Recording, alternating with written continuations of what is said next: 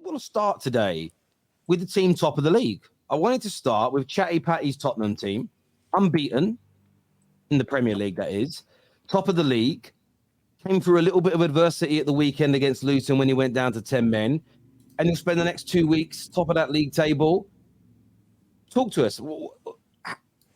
How excited are you and the Tottenham fans getting about this progression? Yeah, I mean, obviously, I wanted us to go under the radar and just, go about our business quietly. The results and the performances are meaning that there was a bit of a spotlight on us now. And so obviously people are talking, they're throwing us title challenges and all of that stuff at us. We're not that. I said it last week, I'll say it again. But of course, I'm going to enjoy this moment and we're going to enjoy racking up as many points as we can. Obviously, we can only beat what's in front of us. I'm seeing people like Gal try and discredit what we've done. Certain Arsenal fans are trying to throw some discourse our way. At the end of the day, we can only beat the teams that are in front of us. Also, as well, remember that we've played 5 away games so far. Yes, the teams that we played away aren't the greatest, but you still got to beat them. You still got to put them away. And of course, like you said, when Basuma, that game was a bit crazy. We should have been 3 or 4-0 up in the first 15 minutes. Obviously, as you guys, I was in the TFT chat WhatsApp group and just saying Richarlison was killing me. He missed 2 sitters in the first 5 minutes. And I was like, this might come back to haunt us. Obviously, when Basuma got sent, the thing is, when Basuma got sent off, he was actually through on goal. He should have just kept going. No one touched him. Everyone was scared to touch him because obviously you don't want to bring someone down so close to the box or in the box. He could have actually got a shot off. He dived, he went down. In real time, I thought he genuinely got fouled. So I was like, cool, we'll get a free kick. And then they was like, he's gone down, he's dived. And then, the referee gave him a second yellow, rightfully so. You can't just disagree with that. We were down to 10 and I was like, you know what, this is where the banana skin comes in. 12:30 kickoffs, I hate them as it is. The chance to go first, playing for top of the league, playing first. I was like, all of these Spursy things are going to come back to haunt us. But luckily, we saw the game out. A resilient second half. The first half, there was only one team in it. We had 81% possession in the first half. I think they had 19 passes at one point compared to our 300. It was crazy. But yeah, we saw the game out. Mickey van der Ven and Romero are a quality, solid centre-back pairing. And we just got the job done, man. So yeah, all in all, really good performance. I don't know what else I can say really. Talk about James Maddison. Give me the James Maddison props. Again. Yeah, exactly. Another one that sometimes some people on here have tried to say that he's not as good as what Mo and I, and even Don, shout out to Don as well, have said he is. Every week the guy's putting in a performance. And obviously he created that goal out of nothing. The moment of magic and a quality finish by Mickey van der Ven. And yeah, got us the win. Mickey van der Ven, what a player though as well. Another guy that kind of no one really was talking about when he first came to us. Week in and week out, you're seeing this guy get better and better in a Spurs shirt. And I know people may say it's only Luton, but at the end of the day, you've got to beat what's in front of you. And second half, they should have scored. Let's be real. I think in the first minute of the second half, I don't know how that guy sat on the ball instead of scoring. That was insane. But yeah, other than that, it was a comfortable. Well, no, it wasn't comfortable. All in all, it was a good win. Second half was a bit shaky, but yeah, like I said, we got the job done, man. I can't really complain, and we keep it moving. Listen, Patrick, even if you guys won 3-4-0, people would have said it's just Luton, and then when you don't beat them 3 or 4-0, they would say you struggle against Luton. And now that you mentioned Igal earlier, I don't know if you heard my response to when Igal said that. I told Igal, you're just jealous. And it's just plain and simple. Listen, as an Arsenal fan, I don't expect you to like Spurs. If Rory sat here and gave you guys too much props, I'll be like, you know what, Rory, something sus here. You're an Arsenal fan. You're not supposed to be talking about that. You can be a little bit shameless if you're a rival. However, I'm seeing not just Igal, Hossam as well. They're saying there's an imposter between us, and he just puts the league table saying you guys are in first place, you shouldn't be there. Listen, bro, there's no imposter. The results are reflecting what you guys have become as a team. You've won some comfortable games and you've won some hard games. Yes, let's ignore the Liverpool game because I know that one was a special case where there was a lot of bad officiating, so you can argue that one. But when you put that one away and you talk about everything else, you guys have been a decent team. You've been a decent team. You have a good manager. You've been playing good football. And you can only beat who's in front of you. I'm seeing people saying you played Burnley, Sheffield, Luton. That's fine. You don't pick your schedule. you got to play these teams eventually anyways, and you've done well so far. So you've deserved the spot you're in. Anyone else who's saying otherwise, they're either just hating or they're jealous. I think Igal was jealous because his process took a lot longer. You know, he had to finish 8th 2 years in a row while he's looking at you guys, and you guys are already in first place. Are you going to win the league now? That's not what I'm saying. But your process is looking a little bit much smoother and easier than the one they had to go through. Because they had 7 to go minutes through in, hell Igal is first. mentioned 3 times by 2 panelists. Igal is he not has to even be on men- the he has panel. to be Igal mentioned. is not even here, people. Yeah, he's been tweeting all weekend about Big us. up Igal, but I mean, Yeah, you big up talk a Igal. lot, This you is got to get ridiculous. mentioned. Yeah. Like, Listen, seriously, he's in your head.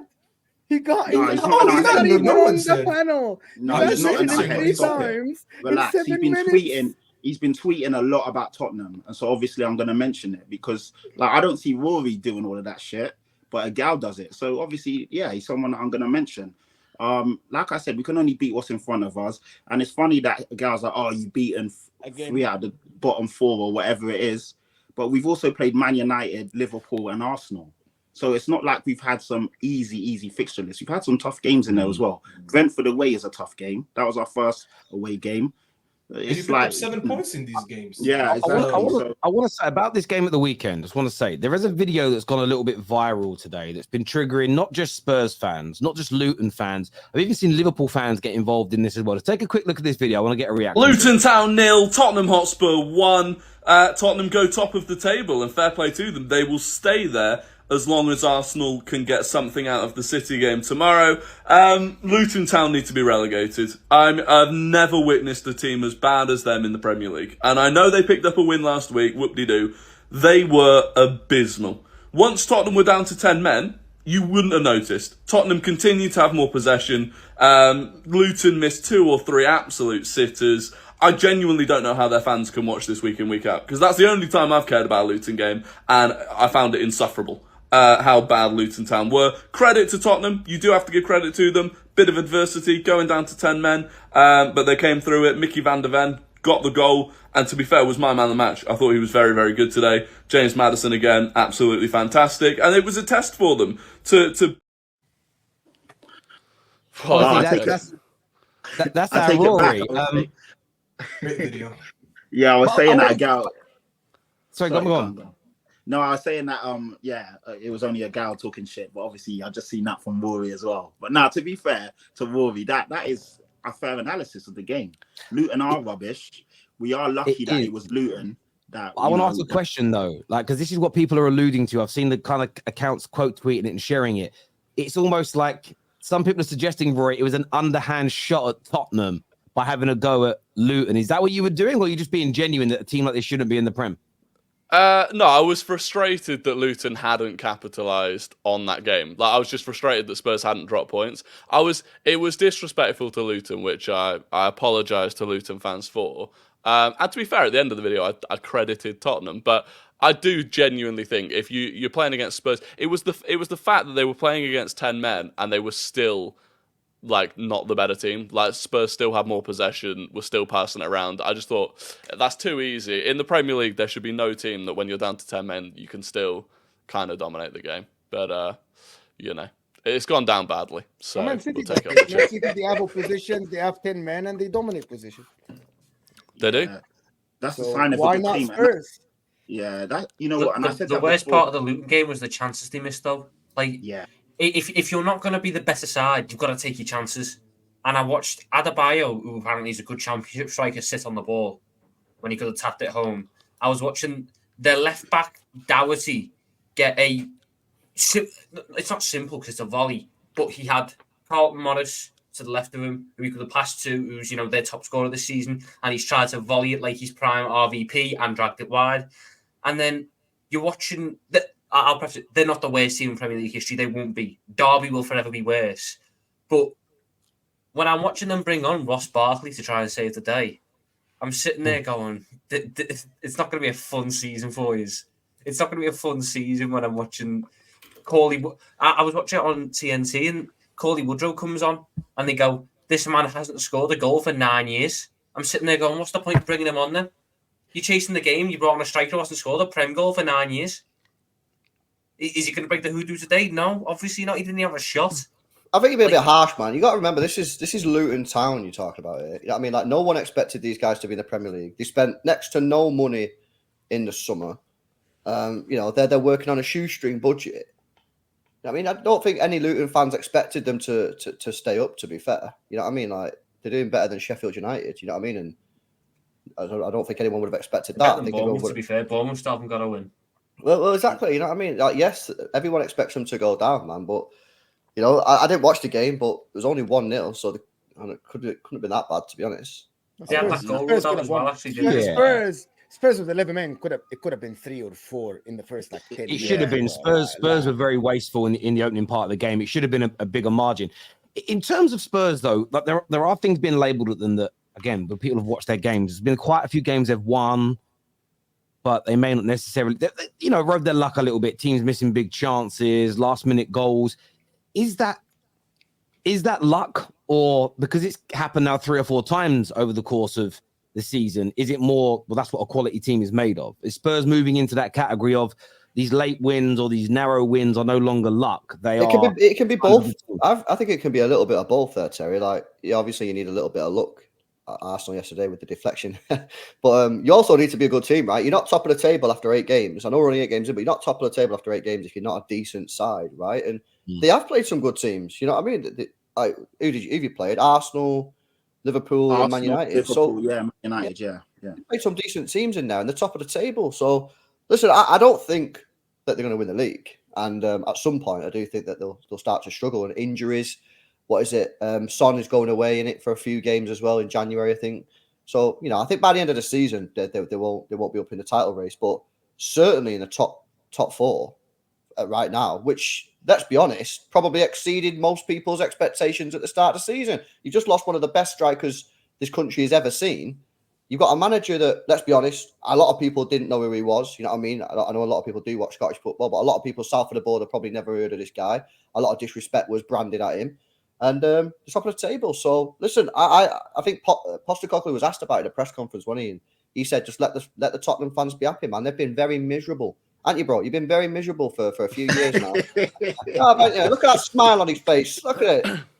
He's buzzing. Oh, man. Let's not shoot this guy down. I do think... sorry, I was going to say, I do actually think Spurs are there on merit, as much as it pains me to say it. And I say top on merit. We're tied. We are tied. Like, I know they're there because they've scored more goals, but it's a tie. And I think Arsenal and Spurs both deserve to be there, and both have ridden their luck in a couple of games. But like you said, you can only beat the teams that are in front of you. You've beaten them. And in games where you might expect Spurs to do something Spursy, they haven't done that so far this season. So, yeah, injuries and stuff might factor in later in the season. But for now, you can't really take anything away from them. Spurs are like Liverpool. They concede a lot of chances and they didn't get scored on. People critic Alisson. I'm going to say it's Vicario, it is Van de Ven, it's Romero at the moment. You concede the chances, but the other teams don't score. It's not only that the other team might be bad. Props from you, Mo? Is that what you just did? It's the defense. They are doing better than expected. They conceded less than XG conceded. So, yeah, I'm just going to credit the defense as a unit, which is the same as Liverpool. Alisson has been doing wonderful. Vicario is the same, even though he doesn't look good in the eye, but he's doing great. Props to them. He might concede a chance. What? Excuse me. He's not great on the eye, bro. He does look good on the eye. He's awkward. He does. Other than the Man United home game and Brentford away, he's been solid and he's looked solid. So I don't know where you're going. That's 2 out of 8. That's 25%. Yeah, but that's the first 2 games. Of course, he's going to be a bit shaky. Mathematician is coming in. He's new, Patrick. He's not Alisson. He's brand new goalkeeper in the Premier League. He played in a relegation side in Italy, so I get it. He's good. He's good in everything. He might be great later. But yeah, like, listen, I'm trying to credit you, Patrick, and you're coming for me. No, you're not. You're doing the underhanded digs. It's underhanded. He's giving you a backhanded compliment. He's saying, Patrick, I'm giving you a compliment. Just to be fair, I think Vicario is better on the eye than some of the other keepers in this league. I think he's one of the better ones on the eye. I don't know if his passing is like exceptional, but in terms of the fundamentals of a goalkeeper, he's got all them, which, as you're seeing with each passing week and the state of some other goalkeepers, having the fundamentals down is the most important thing. I'd take him I'd swap him right now for Onana with those performances that we've had from him in terms of some of those biscuit wrist moments from him. Like, honestly, Onana's got hands like a pompadour. 110%. That ball just flies through it. It's crazy. There is no. Remember that meme of that, like, I think it was a knick-knack or some kind of chip, or some kind of crisp that's holding a door shut. That's the bones in the arms of Onana at the minute. Man made of biscuits. But look, I think Spurs have started well. I think you deserve to be where you are. You have shocked a lot of people with being in a position nobody thought this early. Look, there'll be many more trials and tribulations ahead. But if I was a Spurs fan right now, I'd be keeping my feet on the ground. I wouldn't be gassing it too much to apply extra pressure, but I'll be damn enjoying it. I don't like the celebration police out there every week now telling teams they can't celebrate wins and where they are in the league at this stage. It's crazy. Viewers, do us a big favor and smash like button, please.